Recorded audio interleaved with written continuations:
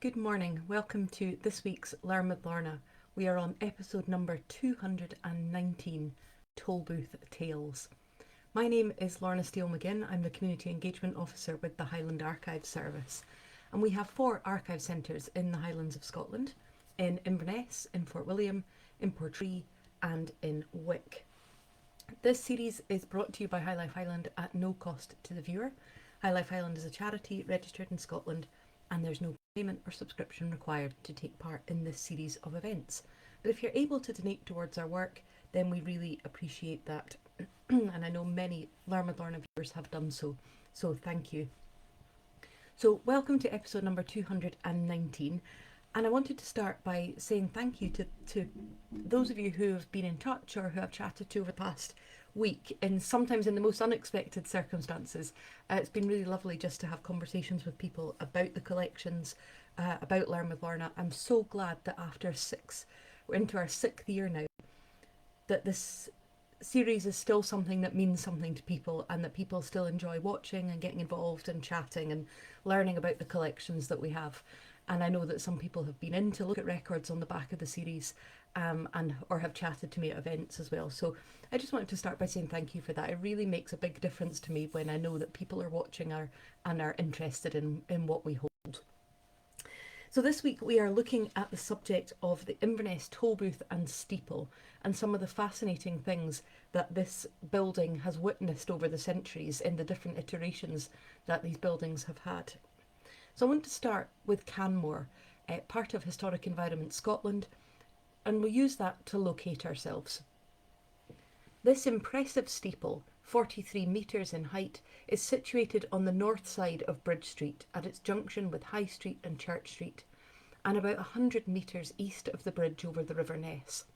It was built in 1789 to 91 on the site of a steeple of around 1690, and adjoined on the west a courthouse and jail, which were begun in 1788 on the site of the Tolbooth, and were replaced in 1853 by a 3-storied block containing shops.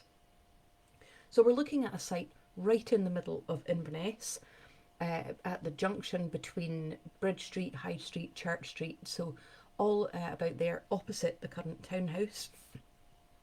Absolutely central to the town and ideal for all the different functions that the Tolbooth and the steeple has served over the years.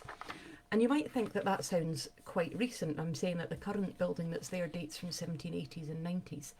But there's been a Tolbooth on that site since at least 1436, because that's when Christiana McFerry sold to the Inverness Borough a piece of land at the corner of Bridge Street and Church Street, recorded in a charter which bears the words, "The Charter of the Tolbooth." So it's assumed that the Tolbooth and the steeple were built on that site shortly afterwards. So interesting that that has never really changed, that location, since then.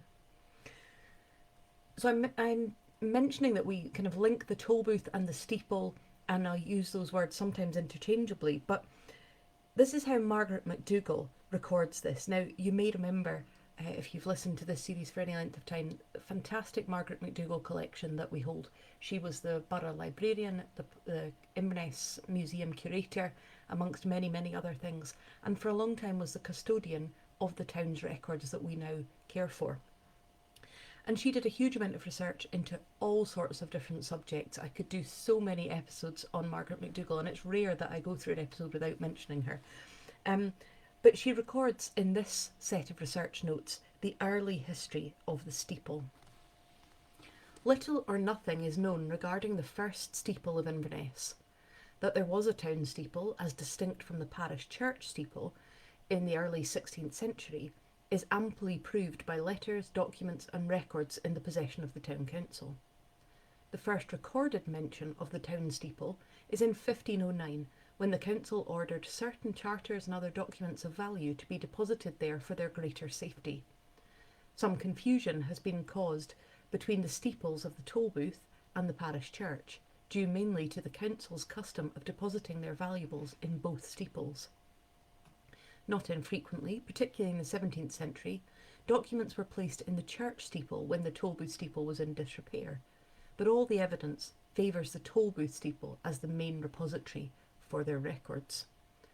In appearance, the first steeple would probably have been a squat, square building of no great height, but it would have been equipped with spikes, upon which were hung the heads of criminals and others executed in the borough. There was at least one, if not two, shops beneath the steeple, and before it was rebuilt, the occupiers were bought out. There was a cell in the upper part of the tower, which was used as a prison for the more unruly prisoners and for those who attempted to escape from the Tolbooth itself.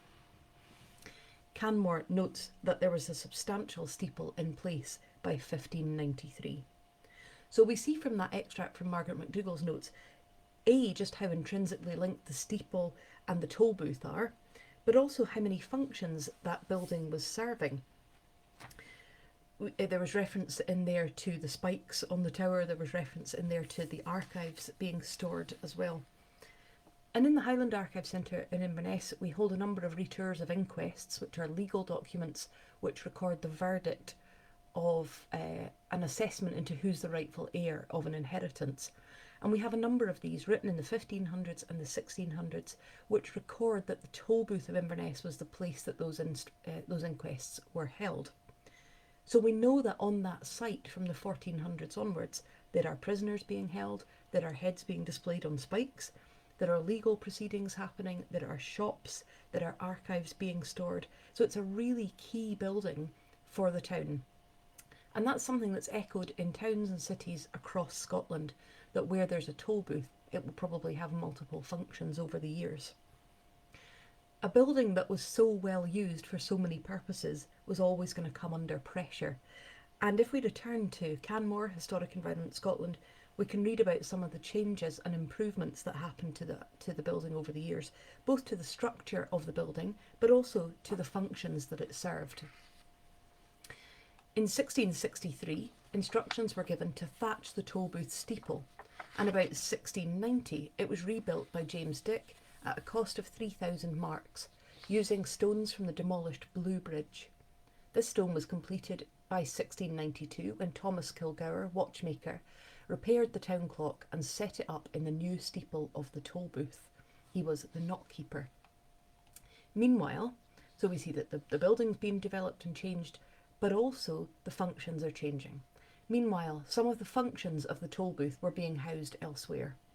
A prison cell was incorporated into one of the spandrels of the new bridge built over the Ness in 1683 to 1685.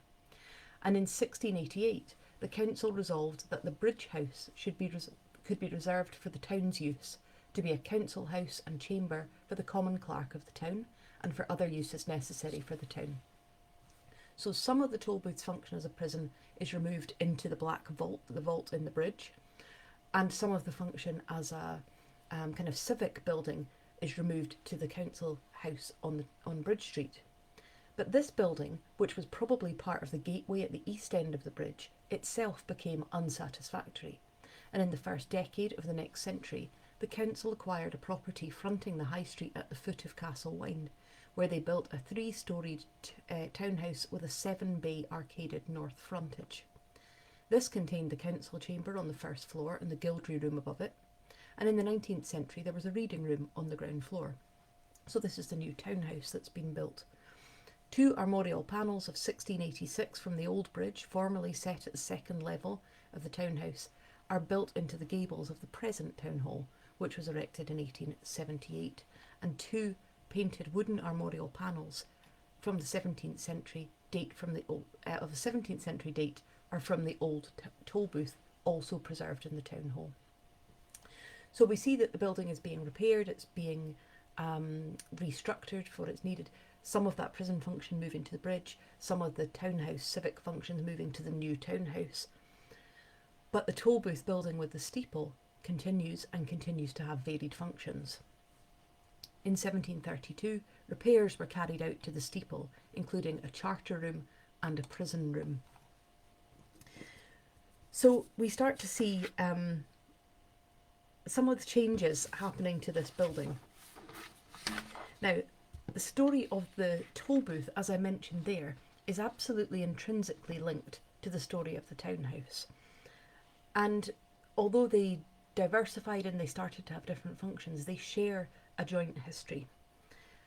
So we find ourselves in the late 1600s, the early 1700s, with the Tolbooth and the steeple recently rebuilt.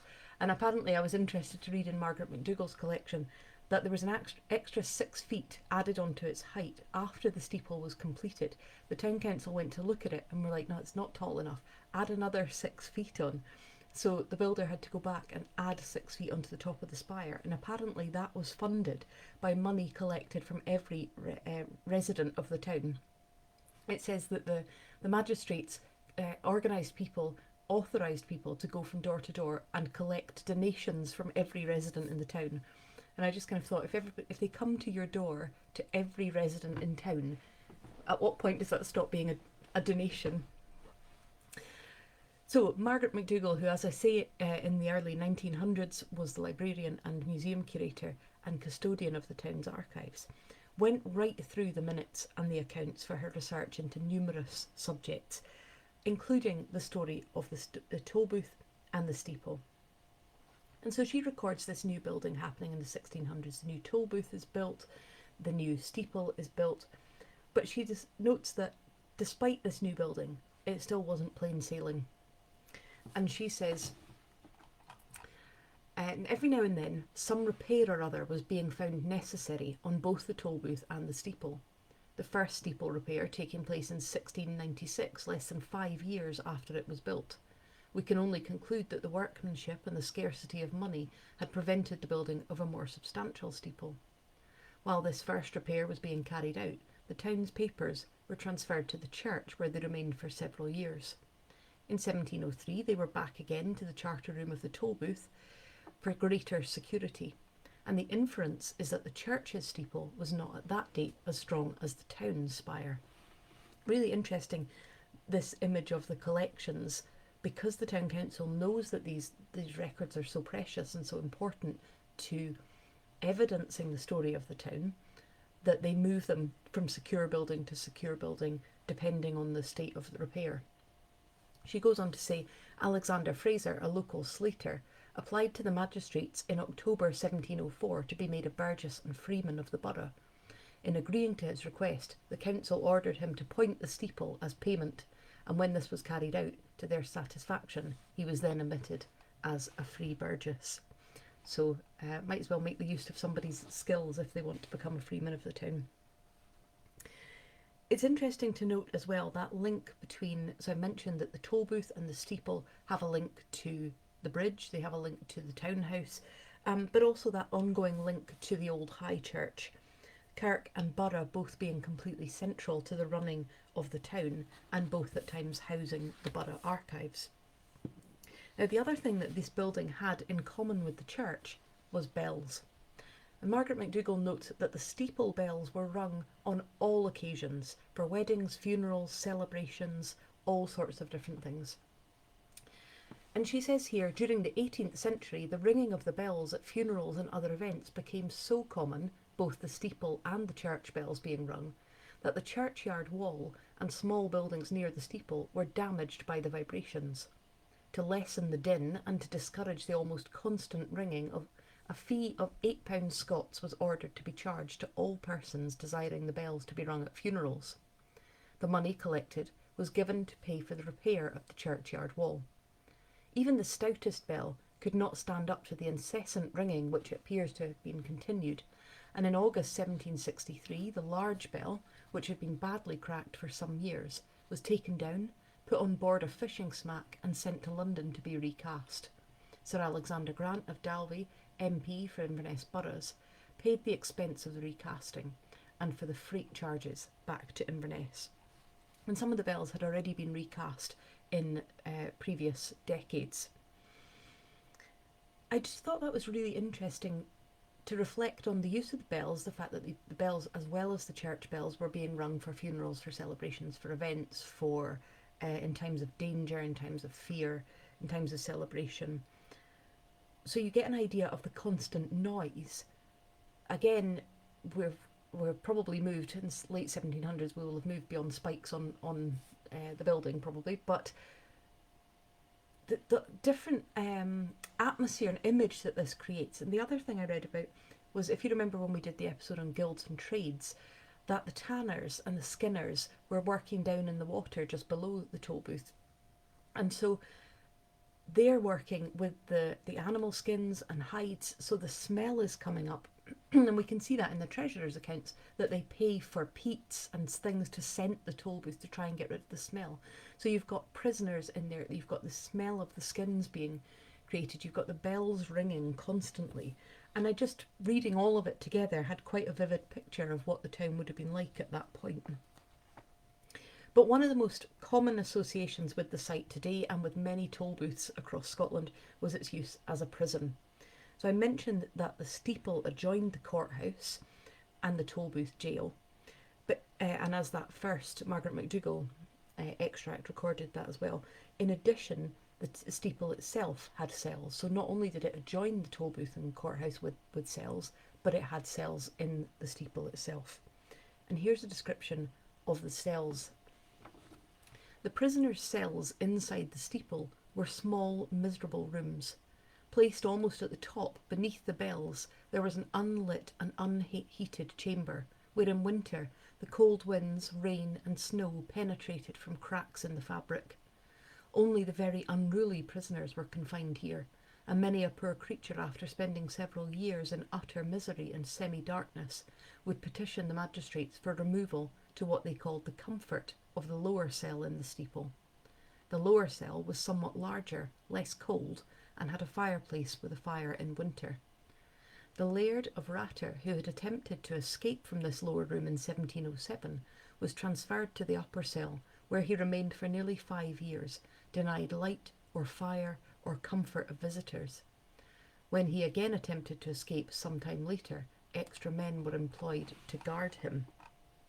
And we hold within a private collection of documents, we hold multiple letters relating to that case, to John Sinclair of Ratter, including one dated 1705, written to the Provost of Inverness, asking him to remedy Sinclair's plight and prevent him from starving in prison.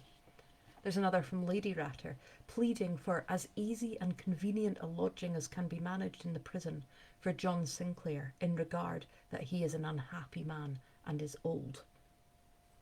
In 1709, he wrote to the magistrates, "Not having the use or benefit of the least fire or little candlelight allowed me, not so much as fire as to warm me, one drink or any other necessary sustentation, though ever so sick and unwell. When the wind blows more than ordinary, it will blow out the candle, and would whirl the clothes of the bed on which I do lie. And there was rain more than if there was rain more than ordinary, I would be necessitated to alter and change my bed 2 or 3 times, sometimes in a night, in the dark, without light. And when there are dry snow with wind, it will cover white the floor and the bed clothes." There are letters from his son, where William asks if his father can be allowed to walk about in the prison during the day, and he also notes the expense up to the town if his father keeps breaking out. I did see eventually that his pleas were heeded and he was moved into the Tolbooth. But breaking out of the Tolbooth, as John Sinclair did, seems to have been relatively easy. I mean, you would think it would be incredibly difficult at this time, but have a listen to this document. This is written in 1750. So, in front of the magistrates appeared David Vass, one of the borough officers of the said borough, who, being solemnly sworn and interrogated, depones. Sorry, I'm reading it off the original 1750, which I didn't have time to type. So he, standing in front of the magistrates, swears that he was the jailer and turnkey of this prison since Monday last, the 12th current. And that night, twixt 7 and 8 of the clock, he viewed and inspected the prison, that the same was sufficient and as good condition as it had been for some time past. He enclosed some of the prisoners in the Benner room and locked the door upon them in the usual manner. He swears that he enclosed the rest of the prisoners in other parts of the prison, and that he secured the outer door of the prison, and had the keys of it and the Benner room door, which he, as jailer or turnkey, took home and keeped. That twixt the hour of 1 or 2 o'clock in the morning, He was alarmed and was acquainted that the said prison or Tolbooth was broke, and that severals of the prisoners had made their escape, and that thereupon he came to the Tolbooth, where he found the lock of the outer door of the prison broke, and on a further inquiry found two great locks upon the Benner room door likewise broke. And he goes on to say that the windows in the hallway were broken and that there was a rope hanging from one window, and most of the prisoners seem to have escaped on that occasion. We hold numerous references to the Tolbooth and steeple as prison cells through this period.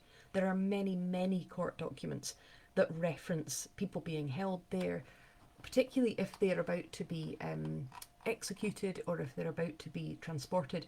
It will refer to them being taken back to the Tolbooth until that happens. We also hold the Tolbooth warding books and liberation books from the 17 and 1800s, so they will list the names of the people held in the prison at any time. And also the treasurer's accounts, which I've mentioned, give a real insight into prison life. There are numerous things about, well, those examples I gave of putting the peat in to heat the prison or to clear the smells from the tanners and skinners. But also, we can see from the treasurer's accounts and other records that there were multiple forms of punishment being administered within the Tolbooth building. There were stocks and a pillory, there were thumbkins, there were iron cages for putting prisoners on display outside, and there were brangus, iron bridles and gags. Many of those in the Tolbooth were civil prisoners held for debt, as well as those convicted of or accused of criminal offences such as theft and murder. And of course, you may remember me saying previously that the Tolbooth would often house the executioner, who would be put into the prison on the night before the execution to make sure he couldn't escape doing his duty the next day. So in the late 1700s, the town was keeping prisoners in the Black Hole in the bridge, the Black Vault, keeping prisoners in the Tolbooth steeple cells and in the Tolbooth itself. And it said that the jail at the time consisted of only 2 small cells for criminals and 1 miserable room for civil debtors, and is often so crowded with prisoners from different countries, because the prisons served the northern counties, as to render their situation truly deplorable. To give some idea of which, it is only necessary to note that there are at present and generally about 30 prisoners confined in these holes, none of which is above 13 feet square. So the Tolbooth really by this point is no longer fit for purpose. And Margaret McDougall says, as the years slipped by, the criticism of the jail grew, and the judges coming on circuit and other prison reformers were scathing in their comments. The small, unhealthy, ill-lit cells where prisoners were crowded like sardines in a tin, the lack of an exercise yard, the dark, dingy, airless courtroom, the fragile condition of the fabric, all made it apparent that a new jail was an urgent necessity. Financial arrangements were made, building plans approved, and by 1789 the 100-year-old Tolbooth was taken down. The steeple was in a dilapidated condition, and the townspeople went about in fear that it would crash down upon their heads. It was believed that the demolition of the Tolbooth, which adjoined it, had weakened the spire. But whatever the reason may have been, the town council were alive to the danger of having an unsafe steeple in the town's centre. Ignoring the reason why, and acting with admirable promptness, they appointed several intelligent workmen to examine the spire and report its condition as quickly as possible. The report confirmed the townspeople's fears. The workmen, declaring it to be a danger to life and property, found themselves under the necessity of ordering the steeple to be pulled down. This was done immediately, and almost as quickly plans were made for building a new and more commodious spire. The expense of this new building, when added to the cost of the new jail, was too heavy a burden for the taxpayers, and the magistrates decided to make an appeal for voluntary donations. Bailey, afterwards Provost, William Ingalls of Kingsmills, was appointed collector, and his energy and enthusiasm inspired the people to contribute. Sir Hector Munro of Navarre, MP, gave £200 towards the building, and also paid for the new clock, the old one being worn out and incapable of being repaired. And as an aside, within our Munro of Navarre collection, we hold that receipt for him paying for that clock lovely when you get a tie across different collections like that. The total cost of the spire amounted to £1,598, of which £590 was donated. The greater part of the remainder was raised by loan, including the sum of £120 at 4.5% interest from the Kirk Session of Cromarty, £40 from the Gildry of Inverness, and various sums from private individuals. On the 22nd of August 1789, the foundation stone of the jail and steeple was laid, a large gathering of notabilities and townspeople being present at the ceremony. The local Masonic lodges, St John's, Kilwinning and St Andrews, both of which we hold their records for, attended in full regalia, wearing black coats, vests and breeches with white coats and stockings. And the new jail, when it was built, had 4 cells, a black hole, 4 rooms for debtors, a guard room, a jury room, a witness room and a courtroom. And so we end up with the Tolbooth steeple that we still have today. This was the one that was built in 1780s to 1790s. But even that, still standing as it is, has had an adventurous life. At 10:40 p.m. on Tuesday the 13th of August 1816, a violent earthquake hit Inverness, causing terror to people and damage to buildings, including the Tolbooth steeple, which suffered the really curious fate of becoming twisted to look like a corkscrew. It was eventually repaired 12 years later, but some argued that it should have been left as a tourist attraction, because by fixing it you'd made it the same as everybody else's. And so the steeple that we have today remains largely the same as when it was erected in the 1790s. The clock is different, there have been some other changes, but largely it's the same steeple. But the Tolbooth, the jail and the courts are not the same. So let's go back to finish where we started with Canmore. By 1818, the jail was considered overcrowded, but although it was condemned in 1836 as cramped and ill-ventilated, a new prison was not completed until 1848. Prominently situated on the site of Inverness Castle, the castellated building by Thomas Brown adjoined William Burns County buildings of 1833-35, which housed the new courtrooms. The old jail and the courthouse, which had been the Tolbooth, those old buildings were replaced in 1853, despite local criticisms of the absurdity of attaching a steeple to a row of drapers' and grocers' shops. And the 8-bay Victorian frontage was retained when Bridge Street was redeveloped in 1967. So the prison finally moved completely out of that site, as did the court. They both moved up onto into a newly built buildings in Inverness Castle. And then, of course, since then, the jail has moved to Porterfield, and it will soon be moving again to a new site after being at Porterfield for 120 years. And the courts finally moved out of the castle in 2017, leaving Inverness Castle free for redevelopment. Now, that extract from Canmore notes that the Victorian frontage, which was put up in 1853, with those shops attaching onto the Tolbooth steeple, that was retained when the Bridge Street redevelopment happened. But I was really interested to read in the British Newspaper Archive that those much maligned and much disliked redevelopments of the 1960s nearly didn't retain the steeple. There were proposals to demolish the steeple in the 1960s, which were greeted by disgust and outrage in the newspapers. Someone, one of the comments from an anonymous person in the newspaper said, "Perhaps if Bonnie Prince Charlie had stayed there a few nights, that would make you more inclined to keep it," which made me laugh. But also it just says, this is an old friend to the town, this is an important and beautiful building. Please don't even consider destroying it. So there were proposals to demolish the steeple in the 1960s. There were also proposals to dismantle it and move it further along the street. Also proposals to demolish everything around it and leave just the steeple standing on an island. Quite extraordinary to think about now. So anyway, although the Tolbooth building has gone, the steeple remains to this day a reminder of a long history of crime, of justice, of cruelty, of prisoners, including the infamous Patrick Seller of the Highland Clearances, and and also the civil functions that have all happened on that site.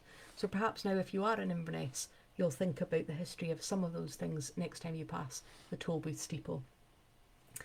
So thank you very much for joining me. I hope you've enjoyed that and heard something new or something interesting.